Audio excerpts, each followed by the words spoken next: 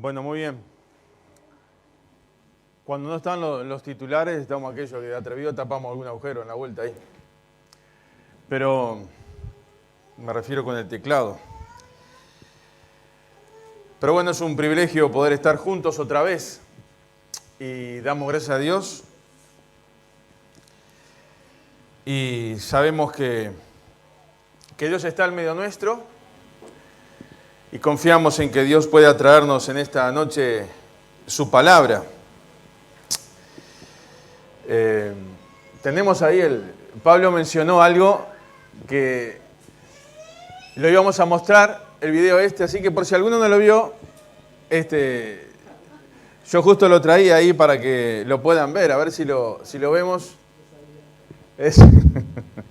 Estábamos combinados ahí con Pablo, no.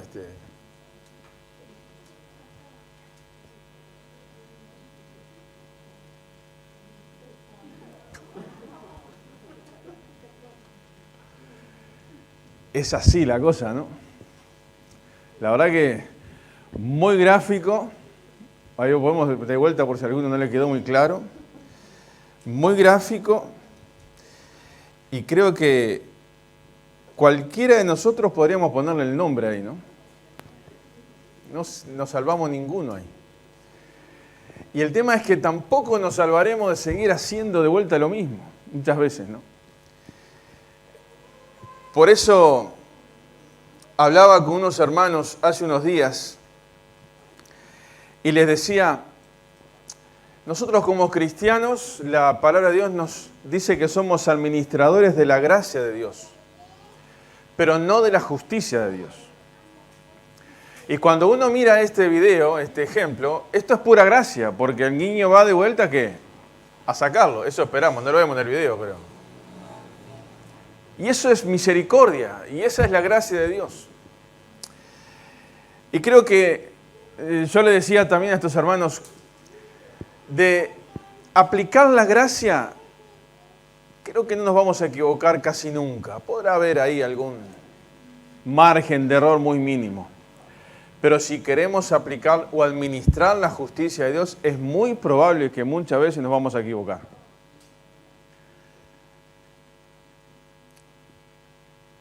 Y Pablo decía cuando cantó ese coro, estoy contento y te diré por qué, de que estamos en una sociedad donde hoy en día cuesta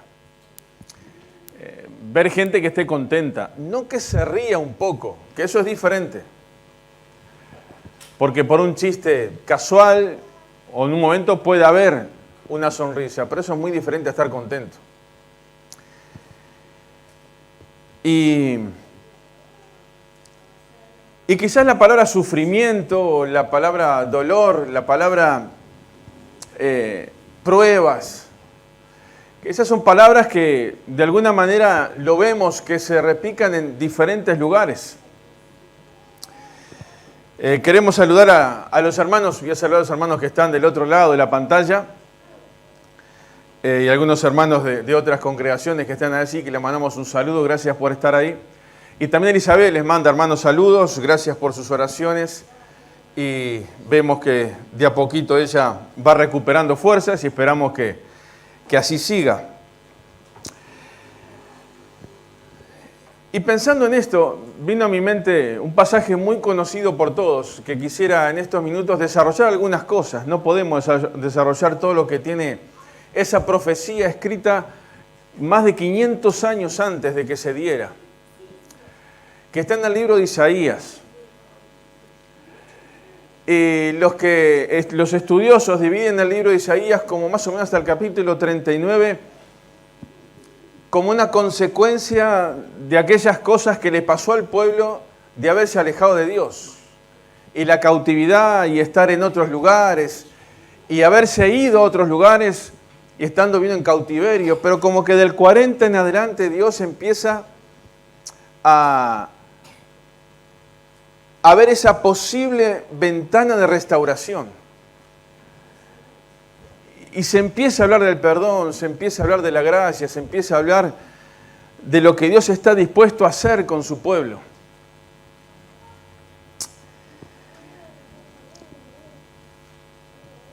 Y ese pasaje, el capítulo 53 de Isaías, quiero que vayamos a un pasaje que cuando lo leemos, si lo leemos en serio, digo, y me refiero profundizando en lo que significa, Isaías 53,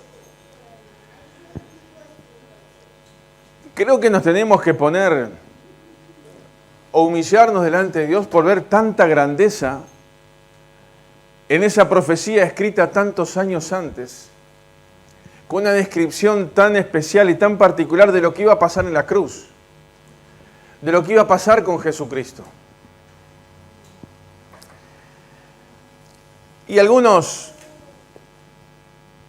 estudiosos por ahí ponen ese número, ese título, el sufrimiento, el siervo sufriente.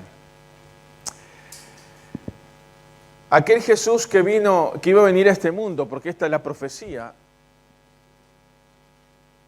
iba a venir a sufrir. Sabía que el final de su carrera era el sufrimiento. Durante el camino hacia la cruz, sin duda que había momentos también agradables de estar con sus discípulos, de compartir la comunión con familias amigas, con hogares que se abrían.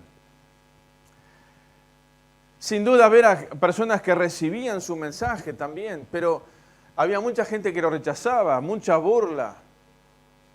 Pero llegó el momento de la cruz, el momento más difícil, donde había que perseverar y llegar hasta el final.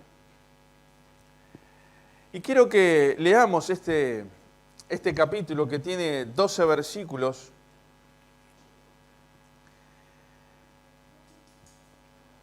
Dice versículo 1, ¿quién ha creído a nuestro anuncio? ¿Y sobre quién se ha manifestado el brazo de Jehová? Dice, subirá cual renuevo delante de él, y como raíz de tierra seca, no hay parecer en él, ni hermosura. Le veremos más sin atractivo, para que le deseemos.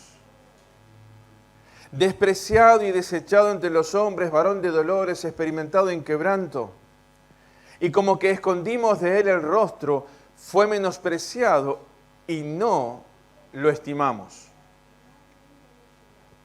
Ciertamente llevó él nuestras enfermedades y sufrió nuestros dolores. Y nosotros le tuvimos por azotado, por herido de Dios y abatido. Mas él herido fue por nuestras rebeliones, molido por nuestros pecados. El castigo de nuestra paz fue sobre él, y por su llaga fuimos nosotros curados. Todos nosotros nos descarriamos como ovejas, cada cual se apartó por su camino, mas Jehová cargó en él el pecado de todos nosotros. Angustiado él y afligido, no abrió su boca. Como cordero fue llevado al matadero, y como oveja delante de sus trasquiladores enmudeció y no abrió su boca. Por cárcel y por juicio fue quitado. Y su generación, ¿quién la contará? Porque fue cortado de la tierra de los vivientes, y por la rebelión de mi pueblo fue herido. Y se dispuso con los impíos su sepultura, mas con los ricos fue en su muerte, aunque nunca hizo maldad ni hubo engaño en su boca. Con todo eso Jehová quiso quebrantarlo, sujetándole a padecimiento, cuando haya puesto su vida en expiación por el pecado. Verá linaje, vivirá por largos días, y la voluntad de Jehová será en su mano prosperada. Verá el fruto de la aflicción de su alma y quedará satisfecho. Por su conocimiento justificará a mi siervo justo a muchos, y llevará las iniquidades de ellos. Por tanto yo le daré parte con los grandes, y con los fuertes repartirá despojos, por cuanto derramó su vida hasta la muerte, y fue contado con los pecadores, habiendo él llevado el pecado de muchos, y llorado por los transgresores. Cuando uno piensa en este pasaje, en este capítulo, decimos, es una profecía de lo que iba a pasar 500 años después con la persona de Cristo. Pero es una profecía que también nos involucra a nosotros, también está pensando en nosotros. Y es tremendo pensar que el profeta cuando habla está pensando en aquellos que iba a alcanzar su obra. Y nosotros podemos decir hoy, quizás 2500 años después, hoy nosotros nos vemos reflejados en forma directa en este capítulo. Y hay varias expresiones de este capítulo que uno lo puede leer con detenimiento y es un ejercicio que quizás lo pueden hacer en su casa después. Expresiones de este capítulo donde uno podría poner nuestro nombre. Y ver que todo esto, que todo lo que describe acá, se cumplió a la perfección 500 años después. Y más de 2000 años después, nosotros en nuestra vida podemos experimentar esta gran verdad. Y esto es lo que, entre otras cosas, nos da esa gran señal de que estamos en el camino correcto. Que el mensaje del Evangelio es el mensaje verdadero. De que después de tantos años podemos leer este pasaje y podemos decir, yo estoy en este pasaje, yo estoy en estos versículos. Y sin duda, hay muchas expresiones donde nosotros podemos ver nuestro nombre. Y el versículo 6 quizás es uno de los más claros, porque dice, todos nosotros nos descarriamos como ovejas, cada cual se apartó por su camino. Y ahí teníamos ese ejemplo, ese pequeño video. Cada cual se apartó por su camino. Y cuando uno piensa en esto, en que hemos tomado un camino que lo hemos hecho nuestro, siguiendo nuestra voluntad, nuestra forma de pensar, nuestros gustos, siguiendo las influencias de nuestra sociedad que nos va formando y nos va llevando sobre determinados caminos. Una cosa es segura, cada uno de esos caminos nos alejaban más de Dios. Cada decisión que el ser humano toma sin tener a Dios presente, se está alejando de Dios. Y algunos antes, otros después, que hemos tenido un encuentro personal con Cristo. Y quiera Dios que todos los que estamos acá en esta noche, y aquellos que puedan estar escuchando por la pantalla, que estén seguros que han tenido un encuentro personal con Cristo, porque si no, de nada vale. No sirve de nada. Una vida engañada pensando que estoy cerca de Dios, pero aún sigo como una oveja tonta, como una oveja que no piensa, como una oveja que frente a cualquier llamado, a cualquiera que aparece, se va detrás de eso.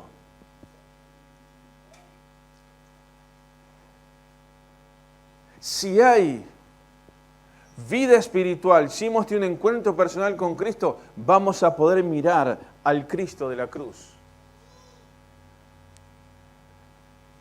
Y hermanos, a veces los creyentes que ya estamos seguros de esto, parece que volvemos a los tiempos de antes, a andar por caminos que no son los caminos de Dios.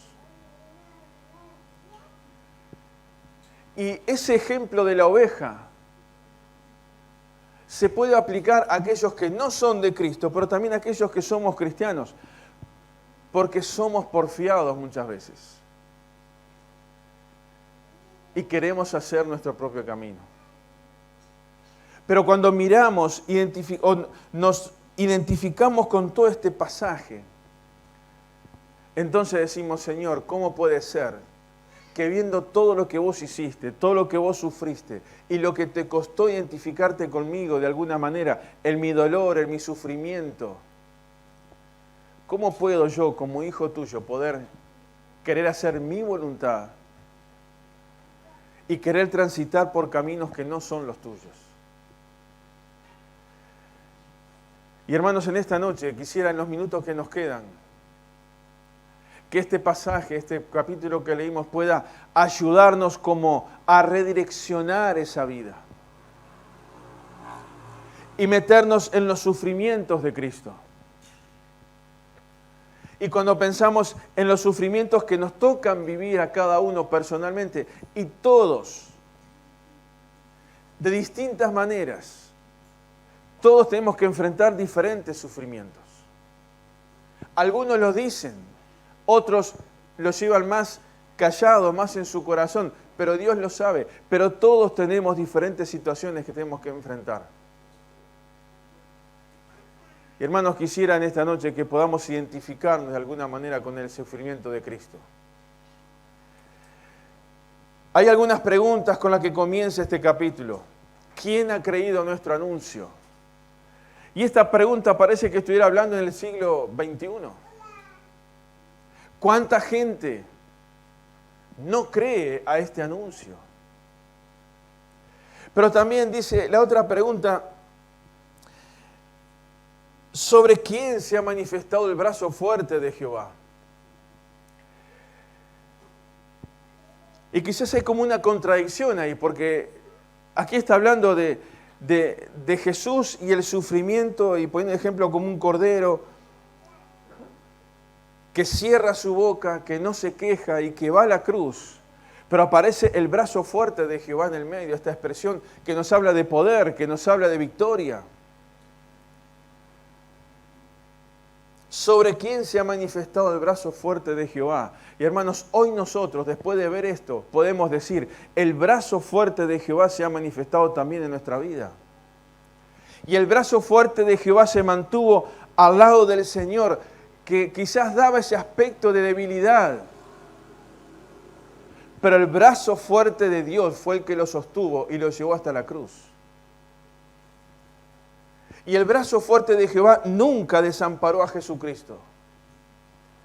Esa señal de poder, de fuerza, también nos acompaña a nosotros. Y ese brazo fuerte de Jehová también se ha manifestado a nosotros. Es un privilegio pensar que Dios haya querido manifestar su poder en mi vida y que yo pueda mantenerme y llegar hasta el final. Hace esa referencia a Jesucristo como ese subirá cual renuevo delante de Él y como raíz seca, y no hay parecer en Él, no hay nada atractivo, no hay nada hermoso, aparentemente por lo exterior. Un renuevo, una planta nueva, cuando algo crece, aparentemente tiene ese sentido, esa idea de debilidad, y es así. Un niño cuando nace depende 100% de quien lo tenga en sus brazos. Depende 100% de sus padres. Y ni hablar en el momento de gestación. Y uno puede ver un niño y hay cierto signo de debilidad, pero hay un brazo fuerte que está ahí, que lo acompaña en su crecimiento. Y es el de la madre, es el del padre, es el de otros familiares, pero que están ahí para ayudarles a crecer. Y el Señor, dice la Biblia, que crecía, dice Lucas capítulo 2, que el Señor crecía en sabiduría, en estatura, en gracia, frente a los hombres y delante de Dios. Ese renuevo que estaba creciendo y que iba a ser algo tremendo, que iba a manifestar el fuerte brazo de Dios a toda la humanidad.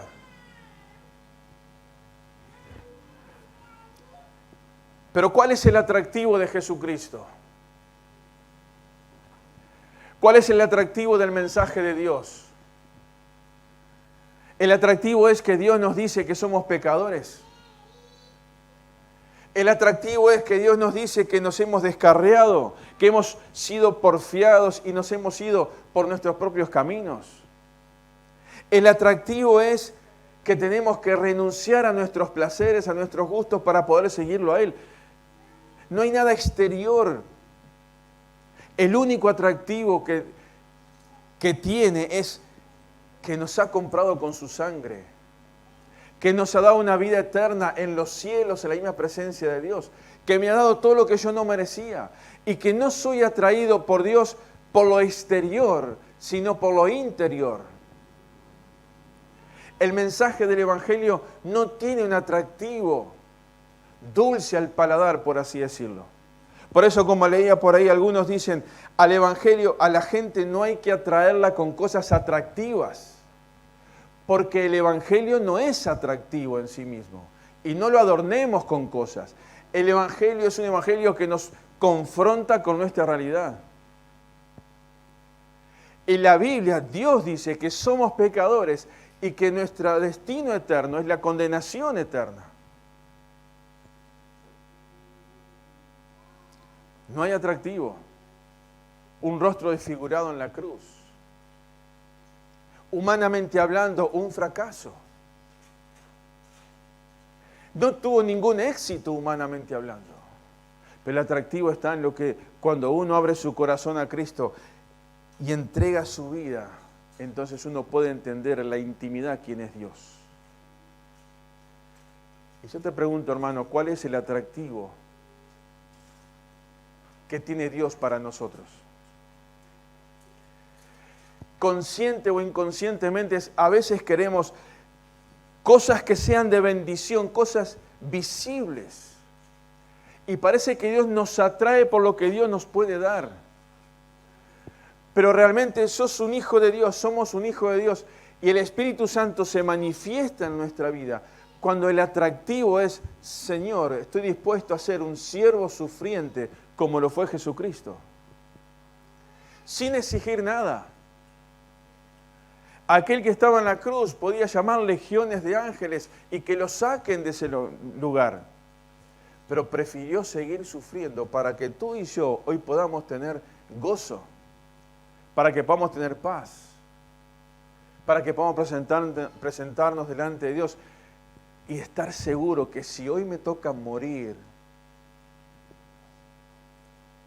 voy a estar en la misma presencia de Dios. Porque el atractivo fue ver que alguien hizo por mí lo que nadie podía hacer. Entregar lo máximo, entregar su vida en la cruz.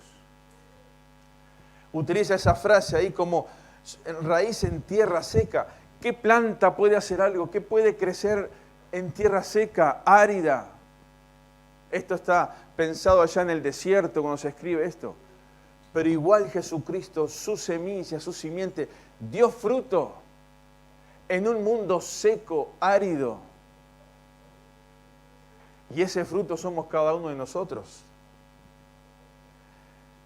El Señor fue despreciado por los hombres, varón de dolores, experimentado en quebranto. Y cada vez que leo esta frase digo, Señor, de alguna manera todo esto me habla que el Señor se identificó con mi dolor y con mi sufrimiento. No hay nada que tú y yo nos toque sufrir que Cristo no lo haya sufrido. Nada. Dice, por su llaga fuimos nosotros curados. El dolor en su máxima expresión. Y algunos hablan de que Él llevó en nosotros, cargó en nosotros nuestras enfermedades. Y no es que, bueno, no, entonces, como leía por ahí alguno que decía, bueno, entonces el creyente no se puede enfermar porque Cristo cargó ahí. No, eso está bien lejos de una interpretación. O aquellos que reclaman sanidad porque Cristo llevó las enfermedades en la cruz. No. Dios permite la enfermedad física. A veces Dios sana, Dios hace milagros tremendos. A veces dice no. Pero en ese dolor, en ese sufrimiento externo, Dios cura el alma, Dios fortalece el alma y te ayuda a caminar. Y parece que caminamos como ese renuevo en debilidad. Pero el brazo fuerte de Dios está ahí, en ese momento de sufrimiento. Siempre decimos, el sufrimiento o te aleja de Dios, definitivamente, o sirve para realmente afirmarte en ese brazo fuerte. Lo más fácil, humanamente hablando, es echarle la culpa a Dios de las cosas que pasan. Y cuando me pasa algo me enojo con Dios. Pero lo que tengo que mirar es lo que Dios ha hecho por nosotros.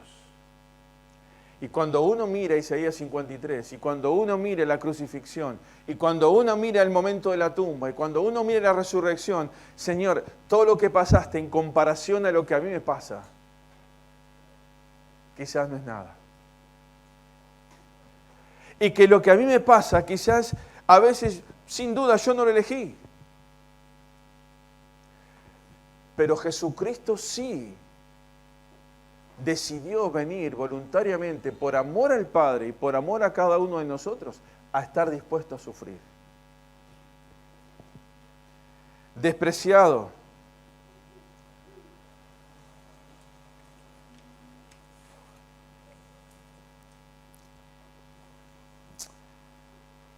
Saben, el dolor es todo un tema, ¿no? Sería interesante un día poder desarrollar el tema del dolor. Pero muchas veces el dolor nos hace sentir mal a nosotros y por nosotros mismos. Muchas veces el dolor es como algo egoísta, que me lleva a pensar en mí. Pensemos en cuántas veces hemos pasado por una situación dolorosa. ¿En quién está pensando uno cuando está pasando por un momento de dolor? En uno mismo. Pero cuando miramos a la cruz, cuando vemos al Señor, el Señor está sufriendo, está pasando, soportando ese dolor, pero no en una autocompasión por Él mismo, sino que está pensando en ¿quién? En cada uno de nosotros. Por eso, Señor, me duele esta situación. Señor, me duele el tener que enfrentar esta enfermedad o esta situación laboral o esta situación familiar o inclusive algo en la iglesia también. Hay cosas que me duelen y sí.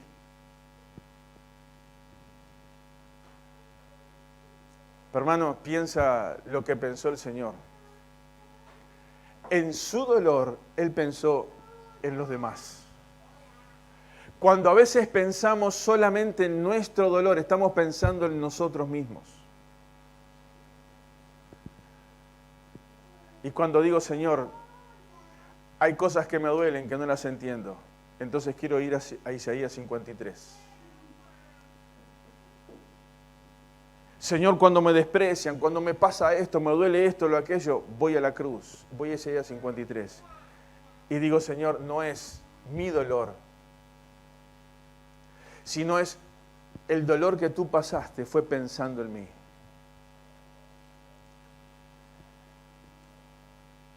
Varón de dolores.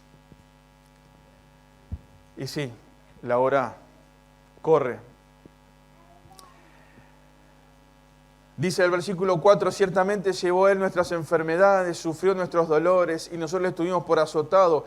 Ahí hay como una expresión como diciendo, bueno, lo que Él sufrió es como que de alguna manera lo merece porque allí estaban los pecados de nosotros.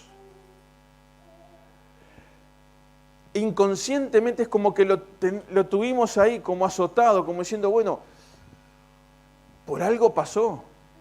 Por algo lo azotaron. Y sí, y fue porque tu pecado y mi pecado fue cargado sobre Jesús. En esa actitud de amor, de venir, voy a sufrir y no voy a pensar en mí, dijo el Señor. Voy a sufrir, pero voy a pensar en cada uno de nosotros. Padre, perdónalos. ¿Está pensando en quién? En nosotros.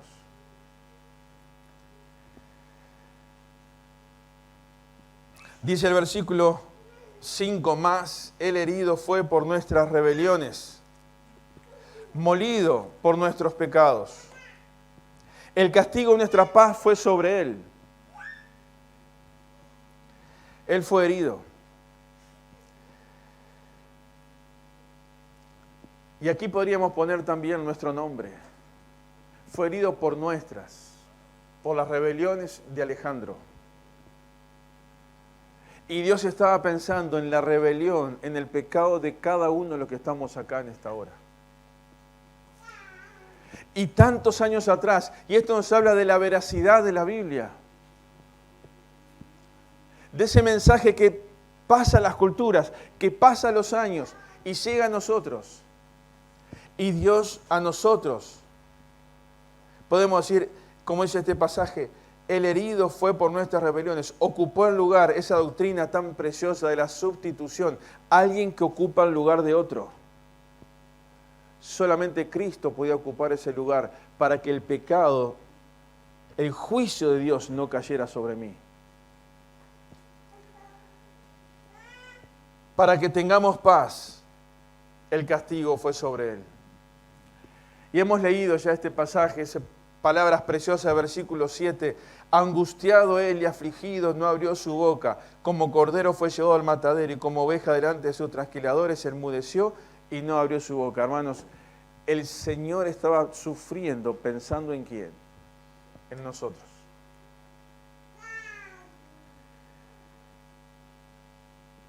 Y esto es un gran privilegio, podríamos decir, pero es más que un privilegio. Decir, el Dios creador sufrió por mí. Hizo esta obra tan grande.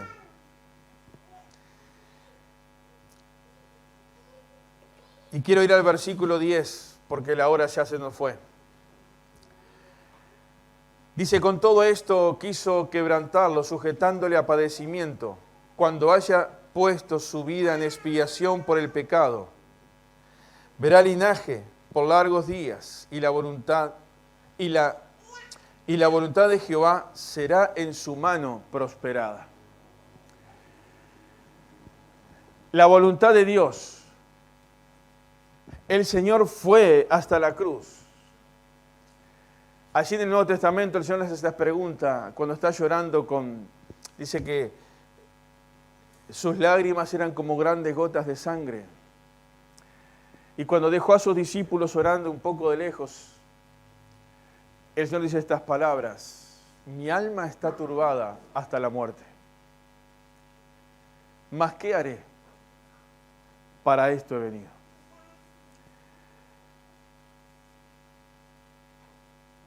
Y hermanos, ¿cuántas veces podemos identificarnos con estas palabras del Señor? A veces estoy ahí por bajar los brazos y no quiero más. Pero Dios nos tiene acá para algo. Nada, ningún esfuerzo, ningún sacrificio, nada que nosotros podamos hacer va a ser comparable a lo que Cristo ha hecho.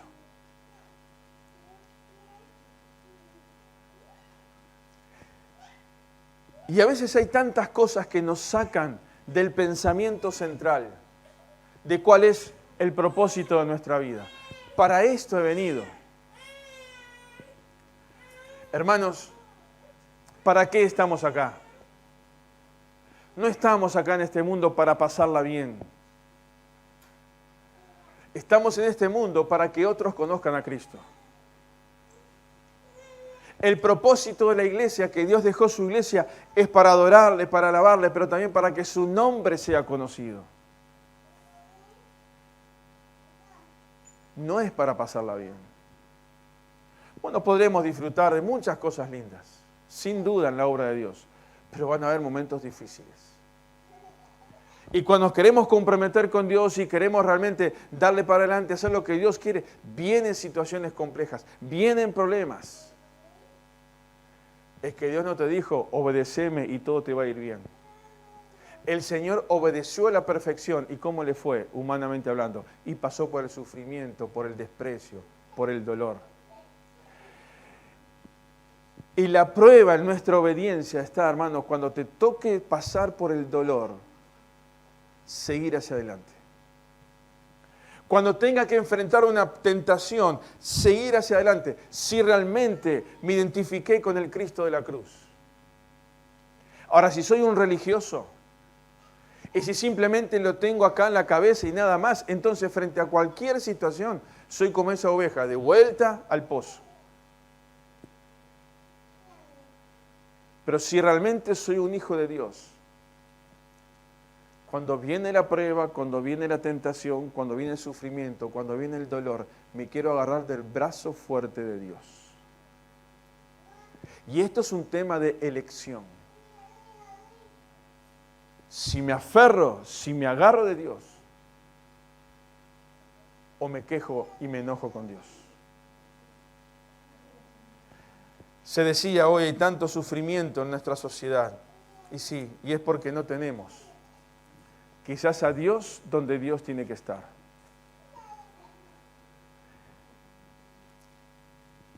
Dice el versículo 11, verá el fruto de la aflicción de su alma y quedará satisfecho. Por su conocimiento justificará a mi siervo justo a muchos y llevará las iniquidades de ellos. Verá el fruto de su aflicción. Hermanos, cada vez que tenemos la posibilidad de participar de estos símbolos y venimos a recordar la obra de Cristo en la cruz, Dios está mirando y dice, ahí está parte del fruto de su aflicción. Y Dios recibe la adoración, la gratitud de un corazón que dice, Señor, sufriste, pasaste por tantos dolores, pero fue por mí. Y no te quejaste y no pensaste en quién eras, sino que pensaste en cada uno de nosotros.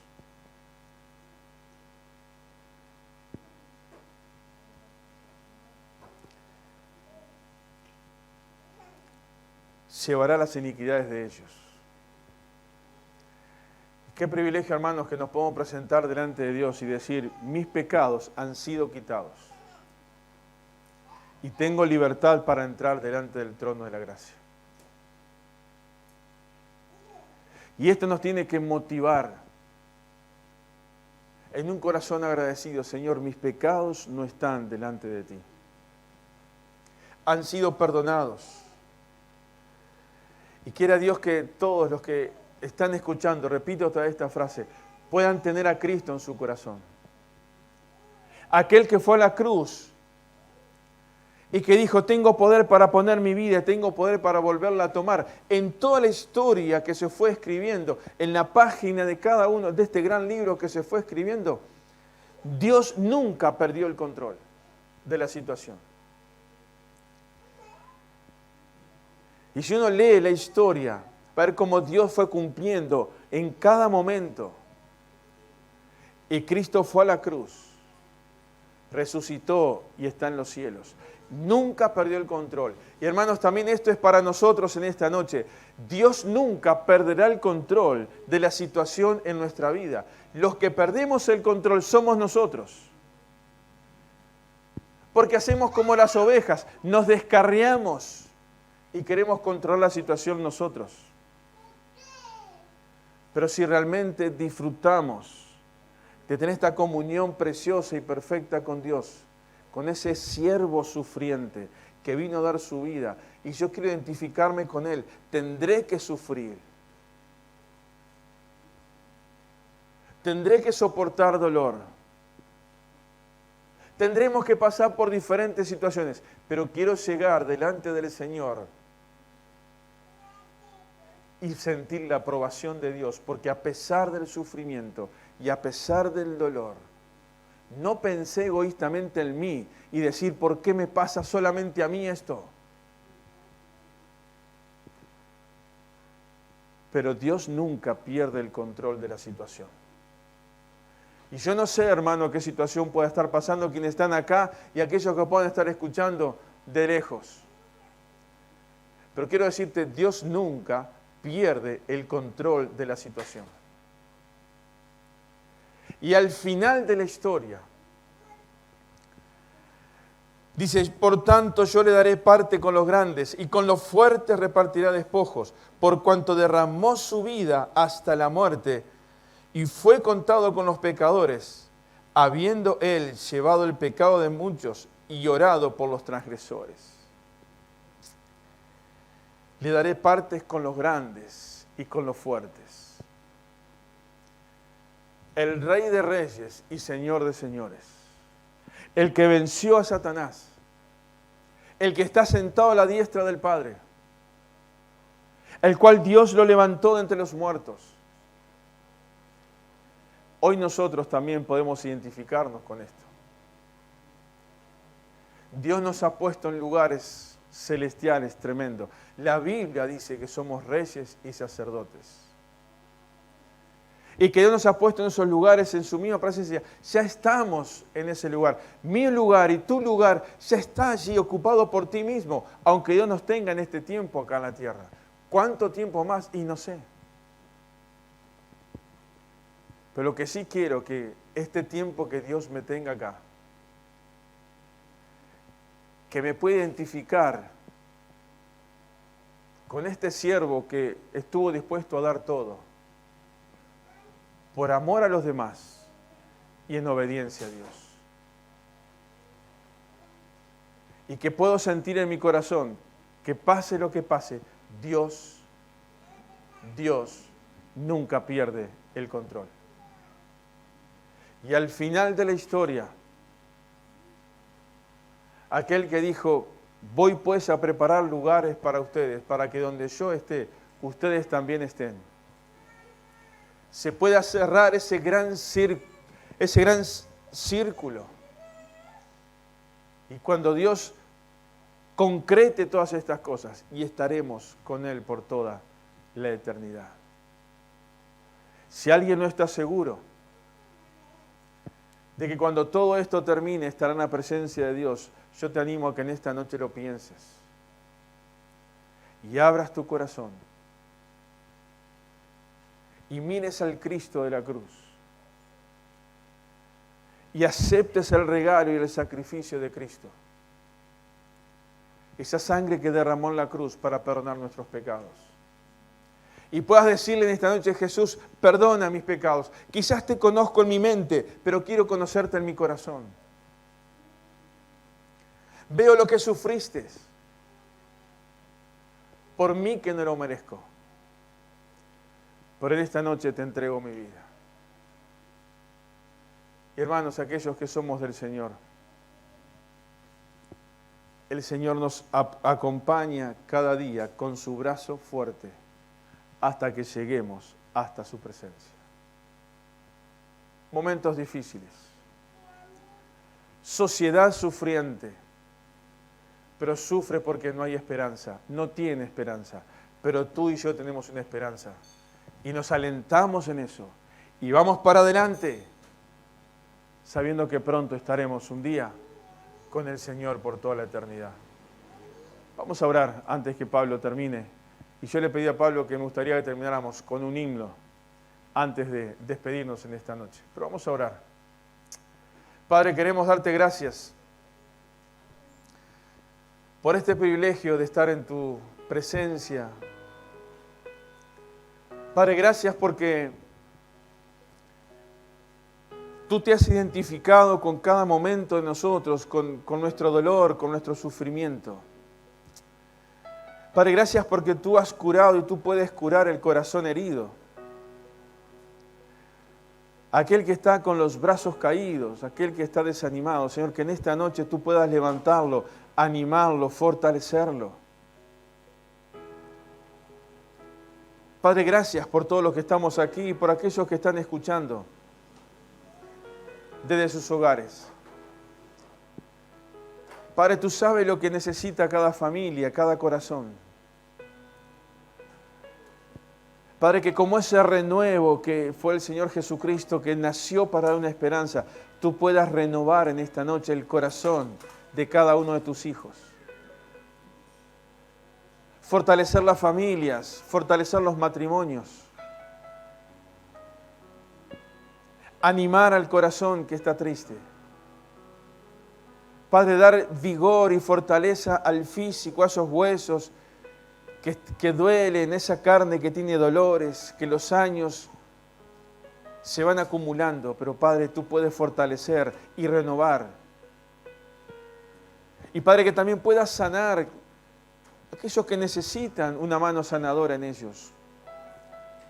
Tú lo puedes hacer. Pero Padre, por sobre todas las cosas, que pueda haber una renovación del alma.